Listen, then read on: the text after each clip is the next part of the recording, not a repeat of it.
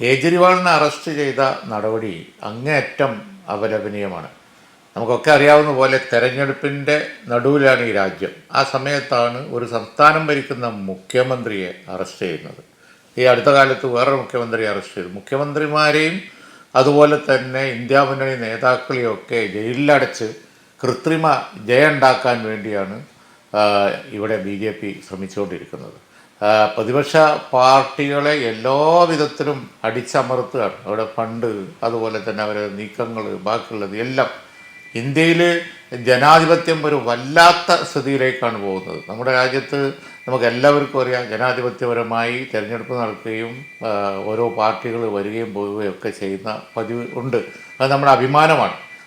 +2 degree കഴിഞ്ഞവർക്ക് world's first AR/VR class റൂമിലൂടെ smart phone engineer ആവാം. കൂടുതൽ അറിയാൻ വിളിക്കൂ ബ്രിഡ്കോ ആൻഡ് ബ്രിഡ്കോ. പക്ഷേ പ്രതിപക്ഷത്തെയും പ്രതിപക്ഷ നേതാക്കളെയും പ്രതിപക്ഷ പാർട്ടികളെയും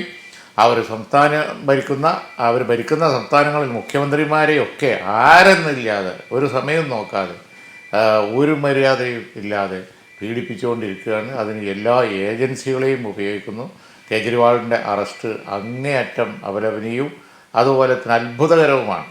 ലോകം കാണുന്നില്ലേ ഇന്ത്യയുടെ ഒരു വലിയ തെരഞ്ഞെടുപ്പ് നടക്കുന്ന ഘട്ടത്തിൽ അതിൻ്റെ സംസ്ഥാന മുഖ്യമന്ത്രിമാരെയൊക്കെ അറസ്റ്റ് ചെയ്ത് അകത്താക്കി തെരഞ്ഞെടുപ്പിൽ വിജയം ഉണ്ടാക്കാൻ നോക്കുക എന്ന് പറഞ്ഞാൽ ഇതിനെതിരായി ശക്തമായി ഇന്ത്യൻ ജനത അവരുടെ സമ്മതിദാന അവകാശത്തിലൂടെ പ്രതികരിക്കും എന്ന് തന്നെയാണ് എൻ്റെ വിശ്വാസം.